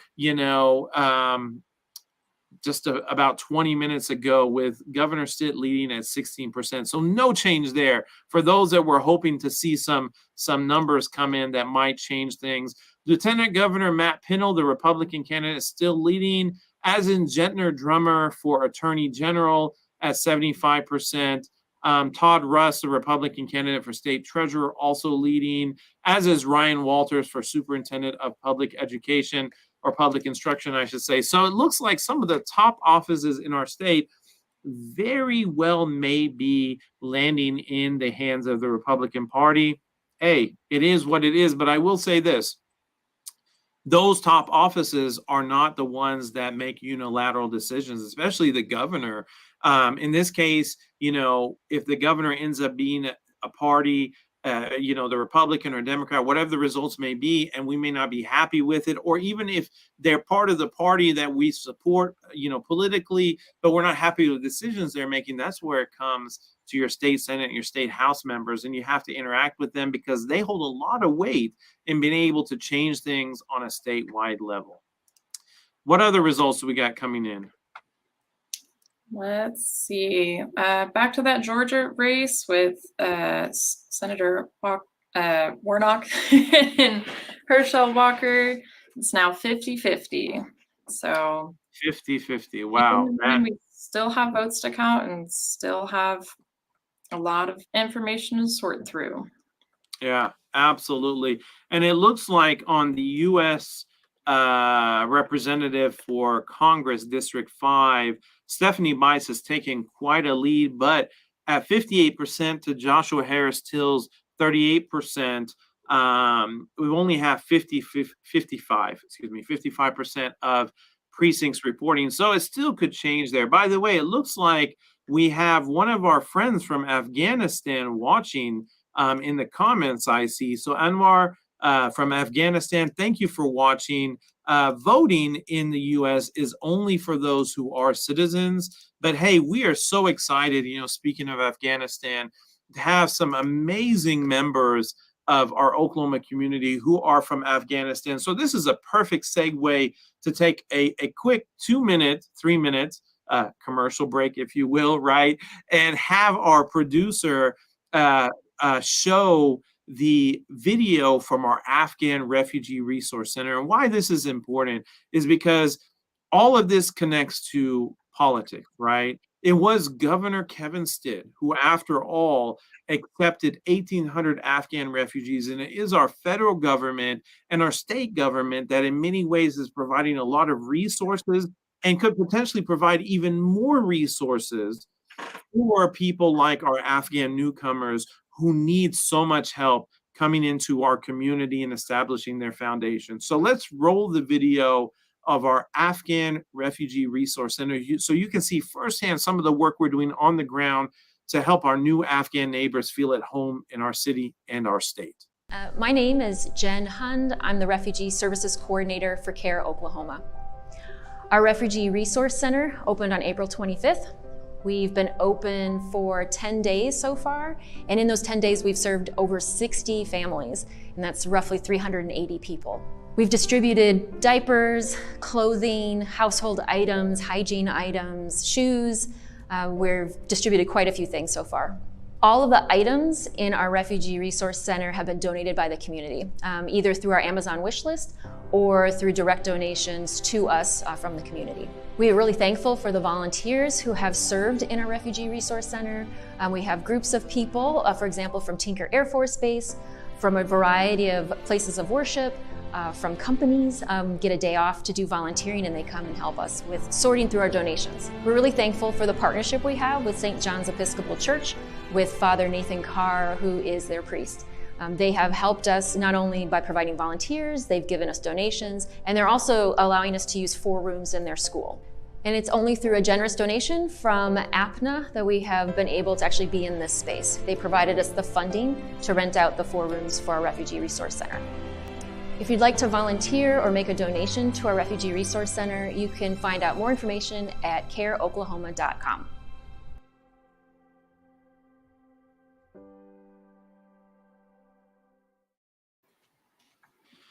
Wow, powerful, powerful stuff. And you know, our Refugee Services Coordinator, Jen Hund, could not be with us tonight. I'm sure she would have loved to be a part of this broadcast, but that's for good reason, because she was actually on the ground with volunteers from all different faith communities, handing out winter coats and hats and gloves and socks and scarves to our new Afghan neighbors, which is just amazing that we're able to do this for our new, you know, our new neighbors, our new friends, and that she was able to make this happen, honestly, through a lot of her hard work and dedication. We got an amazing update from Ohio. By the way, you know, it's funny. House District 3 in Ohio, Ismail Muhammad leads 80% to his opponent's 20%, and he would become, if elected tonight, the first Somali and first Muslim man to represent the Columbus area. Guess what? I met him a few weeks ago, Nicole, in Columbus, Ohio. I didn't even know he was running for public office, but he was sitting literally right next to me at the CARE Ohio banquet, and just a phenomenal man. And I asked him if he would come to Oklahoma, and he said yes. So perhaps we could have him as a featured guest coming up at one of our future events. That would be awesome. And if you read my emails, Adam, you'd know. And that Columbus also has the second largest Somali population in the U.S. I know that. I know. I didn't read it in your email, truth be told. I know it because they told me when I visited Columbus, okay? But hey, I mean, I'm sitting on top of right now my inbox about 300 or 400 unread emails. So, you know, it's just my inbox. Rua Roman, who is a Muslim woman, she's leading 61% to her 29% against her opponent in Georgia's House District 97. Rua is Jordanian, granddaughter of Palestinian refugees, would be the first Muslim woman elected to the legislature in Georgia, and she used to work for CARE Georgia. So I met her. Veronica, our deputy director, met her, and she is just amazing. So, you know, excited to see the results of that. And before I turn it back over to you, Nicole, I want to share one bit of information here. I updated the the Oklahoma election board results for District 100. We were just talking about that. Marilyn Stark the Republican incumbent running against Shonte Gilmore, the Democratic challenger. It shifted a little bit with 64% of precincts reporting, whereas Maryland has taken the lead at 51% to Shonte's 48%. But that's not the important thing. You know, we're talking here about the importance of getting out the vote. And as we end, or get near the end, I should say, of this broadcast, we're talking about a difference of less than 300 total votes. So don't let the percentages distract you. We're talking about a difference of less than 300 total votes. And it makes me think, you know, if you look at the numbers, how many people didn't get out the vote and could actually influence that election? So never, ever, ever, to everyone watching, think that your vote doesn't matter, because it truly does. And it could make a huge difference in any election. Turn it back over to you, Nicole. Absolutely. And kind of to keep with that memo, a lot of those races we looked at, especially with like the smaller races and other kind of children of immigrants or immigrants themselves, it's not an impossible goal. You don't have to be born here to run here. So as long as you kind of see the opportunity and connect with people, a lot of the bios that I've read are not people who thought this was the life for them, but they were like, hey, I want to make a difference, and just stepped up to it. So even a lot of our candidates were not politicians, didn't study political science or go to law school. So it's something that needs to be more accessible to everyone, but it's also one of those things you have to get those votes too. So you need to connect with people and show that you are working for the community, because it's not, like you said, it's not applying for office, and it's an elected leader, not some intangible position. Right, absolutely. We've got about 7 minutes left. I think we have some more local updates. You want to run down those real quick in our remaining time? Yes. So one of the ones that everyone's looking for, that governor race with 83% precincts reporting, Stitt 57%, so Hoffmeister 40%, state superintendent, same amount of reporting, 83%, Mullen 63%, Horns 34%, that District 5, 60% reporting, Bice 59% to Harris Till 38%. It's the narrowest lead for that congressional spot. And then for the Oklahoma County District Attorney, that Vicky Bennett is leading Kevin Calvi 58-42, but only 41% reporting there. Interesting. So, you know, still quite a bit to see. It looks like Larry Stein has taken a tiny margin over Nick Singer, but again, only 41% reporting. So there's still a lot, you know, going on. And I think what we're going to encourage people to do is tune in to the 10 o'clock news, also the local news channels, KFOR, News 9 in Oklahoma City, of course, News 6 in Tulsa, and many of the other local news channels. They also pull from the Oklahoma Election Board, and they put those results on their website. So I want to keep an eye on all these races, and check out CAIR Oklahoma's social media updates tomorrow, and we will be posting about some of the most important races locally, as well as some of these very important races nationally that Muslims are running in. So check out our social media, Twitter, Instagram, Facebook, and we're also on LinkedIn, by the way, so you can follow us there as well. We just kind of got started with LinkedIn. So as we kind of end out the evening, we have about 5 minutes left. You know, there's no way to kind of keep up with all of the updates going on. Nicole, what are some of the things that you hope to see as far as involvement from not just the Muslim community, but from all communities when it comes to advocacy, especially as we know legislative session will be getting started very soon? Oh gosh, breaking news. I got to interrupt my question. The Associated Press has called the governor's race for Kevin Stitt. Again, this is the Associated Press. You know, they have a track record of being accurate, but we're going to wait on the official election results. But it looks like Kevin Stitt will continue to serve as a governor of Oklahoma. By the way, I must note and credit, give credit where credit is due. One thing Kevin Stitt has done that his predecessor, Mary Fallon, did not do is he has been willing to engage with the Muslim community.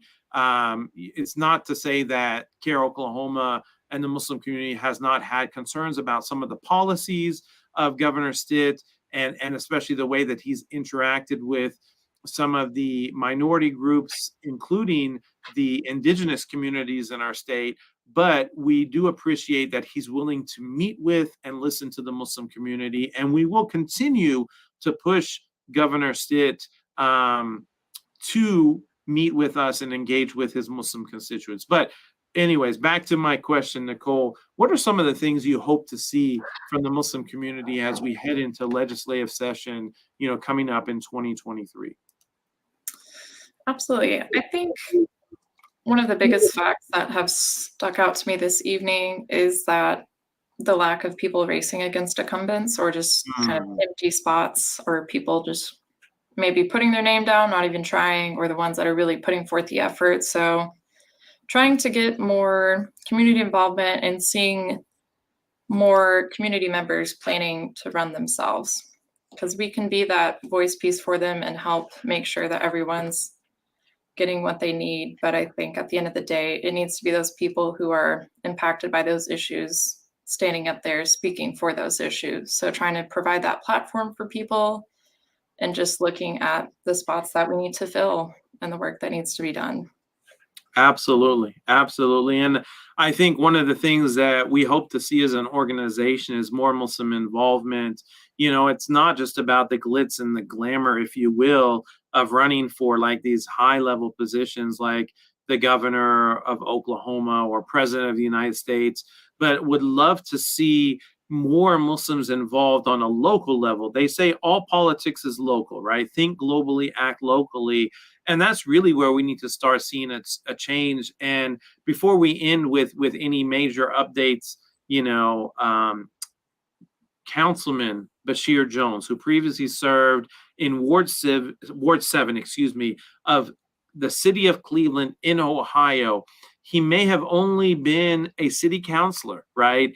But he had a great influence on his city, on the government of Ohio, and on people throughout the nation. And that's an example of serving locally, but having a global impact. And in fact, he has a new book coming out, or I think it's already been released, about his time serving his people in politics. And we actually are hoping to have him in early 2023 come to Oklahoma and talk about that. So that could be a catalyst to encourage people to run for public office. Do we have, as we end our live broadcast, do we have any final updates we want to share with our watchers?